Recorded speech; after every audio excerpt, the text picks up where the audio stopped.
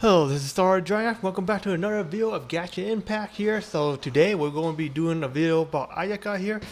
So before I can do a video, go to hit the subscribe button, hit the bell side, and you won't miss any more of my latest video like this one.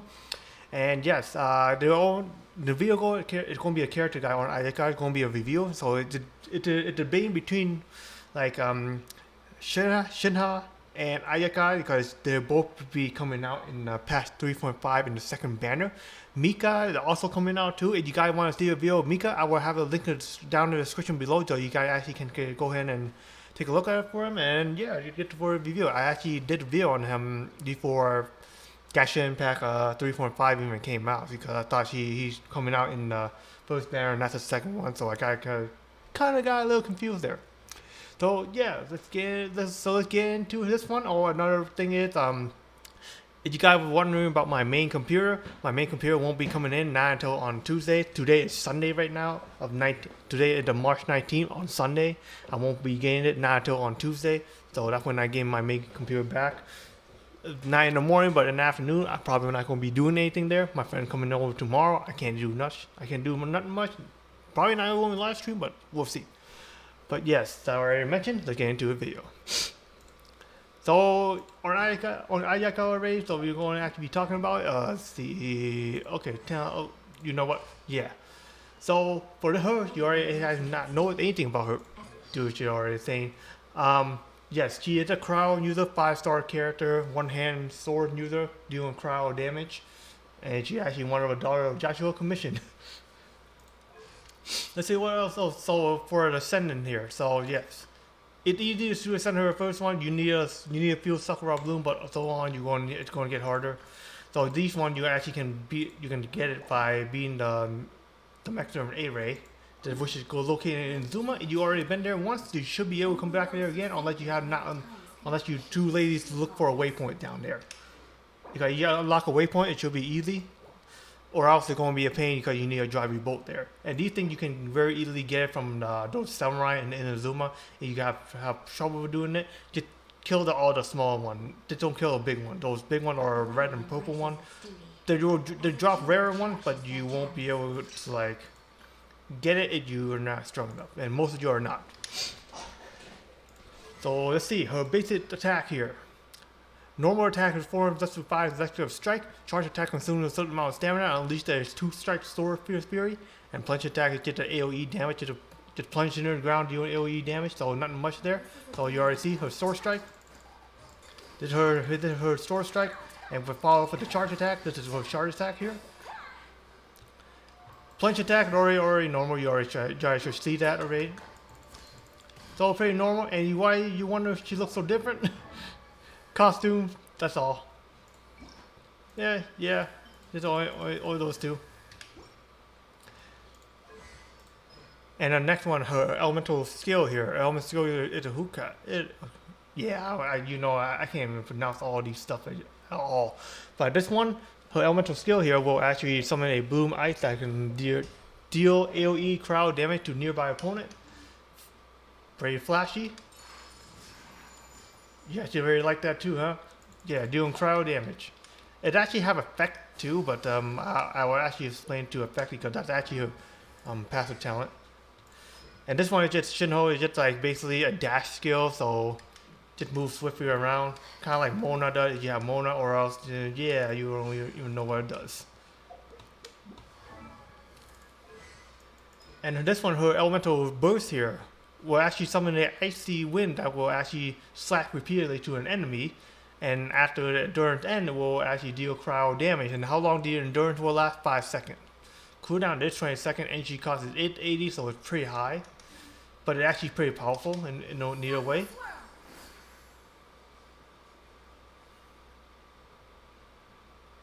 Yep. How powerful it is. You will need energy, so it's not that hard to get it back if you're in a strong place. Passive talent number 1. So basically, when you use her elemental skill, her normal charge attack will increase by 30% for 6 seconds.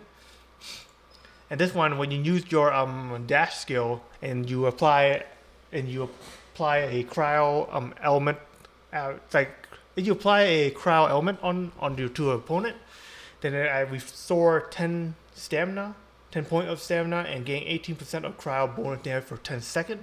So now you already know why you will actually need a more cryo damage on her now, at the most. This one is just a more like crafting a weapon ascend material will have 10% of chance of receiving double the product.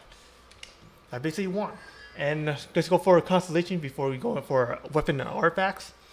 So constellation level 1 here is going to be when she uses her normal or charge attack that deal cryo damage to the opponent. Have 50% of chance of decreasing the cooldown for her elemental skill by 0.3 second, and the effects only can occur every 0.1 second. So it's basically I can see it's actually pretty it's actually pretty powerful because how long her cooldown for her elemental skill? 10 seconds, I'm assuming. Yeah, 10 seconds. So you take that down. Yeah, she launched it a little bit quicker.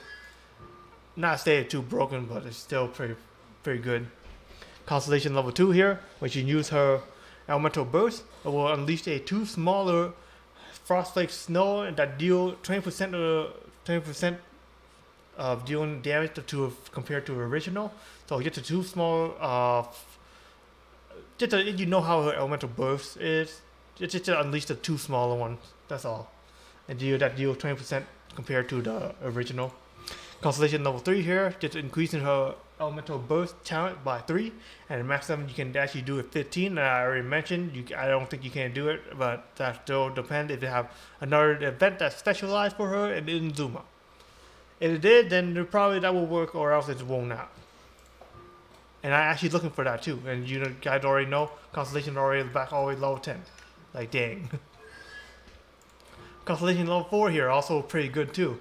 When you use an elemental burst and hit the opponent, will have their defense decreased by 30% for 6 seconds. So elemental burst hit the opponent will decrease their defense. So it's actually pretty powerful. You have Constellation level 4. I recommend having Constellation level 1, 4, or 6. Maybe 2, but that depends on you. But I don't really see what the point.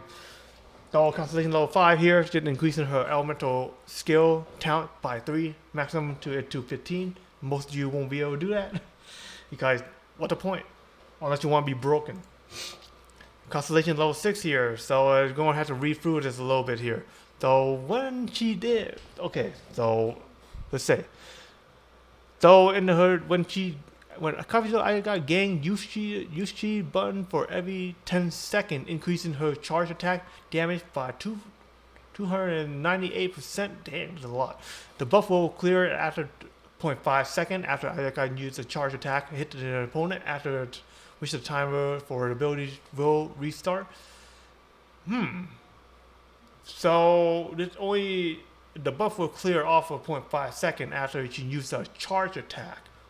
Okay, so she will have an increase of charge attack increase of like 298%.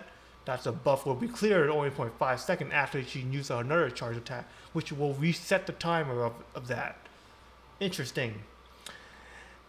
This one, I don't know. It's actually concerning to it. I kind of see it a little concerning here because like she mostly do elemental damage. So I don't know if charge attack will be any increase. But if you have your crit damage high enough, then you can be considered very powerful in the physical term, but not in the elemental term though. But she is powerful in both ways, just more cryo damage. And I'll actually going to explain to you in that point now. So which I want to say. So you guys actually want to build her a 4-piece Blizzard Strayer though. I highly recommend. I don't care you build her as a support because I can't see how. But yes, build her as the damage dealer is going to be your best option. I had to highly say. I don't care what you gotta do, but always do it this way. Because like 2-piece will increase cryo damage for 15%, right? But here's the big part. 4-piece here, when opponent inflicted by cryo, which you will inflict cryo every single time when using her anyway, basically, the crit rate will increase by 20%. And if the opponent is frozen, which is cryo and hydro, you need to combine those together, crit rate will increase an additional of 20. So I have 35% of crit hit rate right now. If I apply 20% there, if I apply cryo on them, it will flick 20% more. So basically increase it already to 50%. If they're frozen, 20% more. So 5, 6, 70%. Yeah. So you don't need that many crit rate on her at all, in basically, but you will need to increase more of a crit damage. I do have crit damage, and I can find the highest one already. So this is basically all it is. Crit rate a little bit there, but crit damage gonna be super high. And for yeah, you already know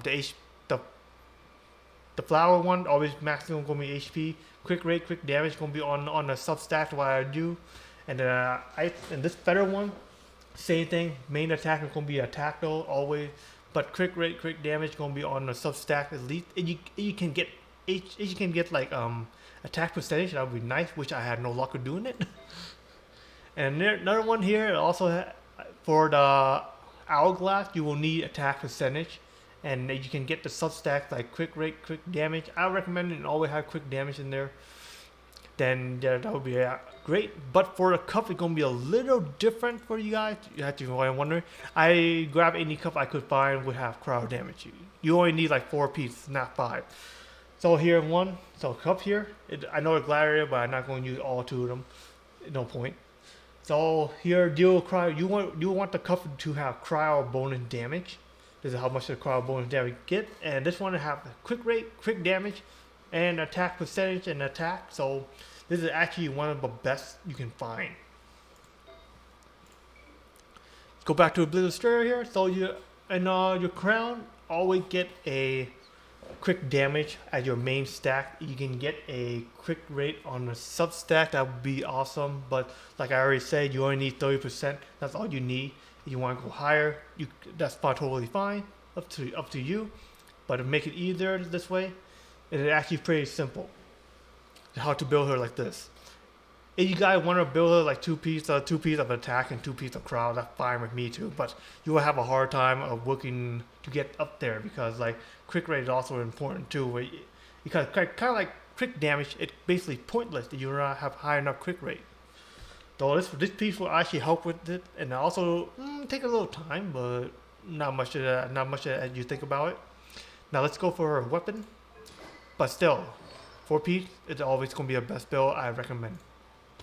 Now her weapon here, you can actually choose between the different type of weapon. You can actually choose a weapon that kind of like having a base attack, like always going to be a base attack, right? Then also you need quick damage.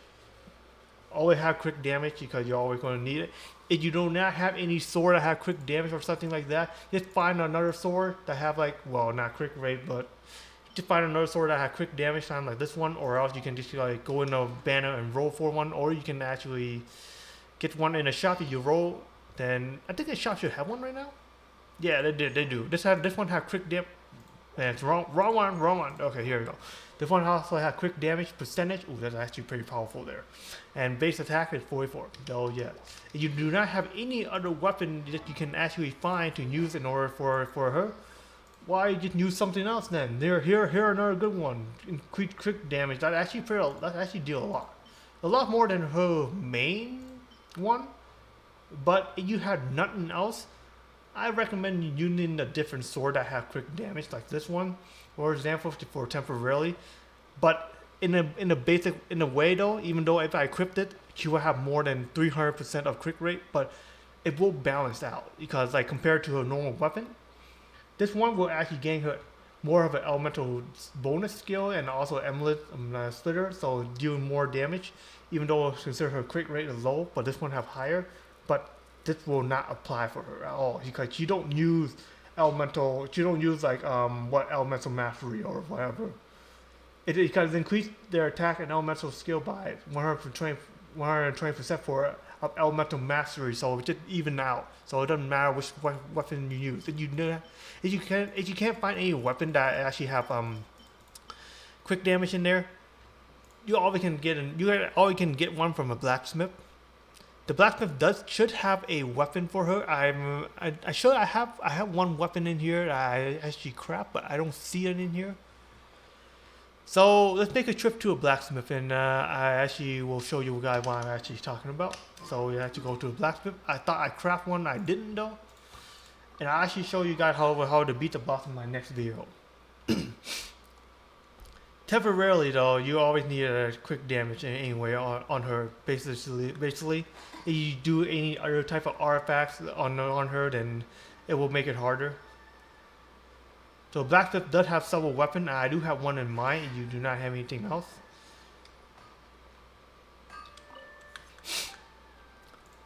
So one here. What I'm doing? What the heck? Hang on. Should I get some cheese in this one? Okay, so here's the weapon here. So this is basically only do physical damage, not gonna help. This one have elemental mastery, not gonna help, right? This one have energy recharge. You can use that if you want, if you have nothing else, but I recommend using this. Because this one increase attack and also increase base attack if you have nothing else to use. And this one also cast it out after you cast the elemental skill here, will gain one to set seed. So this actually help using, and we just kind of like consuming those seeds and actually gain energy recharge. So that's what it actually does. I actually really like it, but this is what I say. This is, but it should be the best one, better than this one. I'm assuming I have to say, unless you need a lot of energy recharge, which I highly doubt you will. But anyway, though, that's all I have for you guys today. Yeah. So you got in my next video, I'll be showing you guys how to actually beat this. It's actually pretty simple in a way. And if you guys don't know how, then you guys already should know. But yes, I will be doing a video on this one, and I also will be explaining some more. And so here's the thing here. I'm recommending attacking this mechanism A-ray first though, before you actually even go and find your cryo hyperstage yourself, because this guy also have it too, so it make it even like better. So you guys here, it gives you more time to consume. So yes, I will actually do my next video on this one. Hope you guys enjoy the video. If you have any question about this video, go ahead and let me know in the comment section below. And yeah.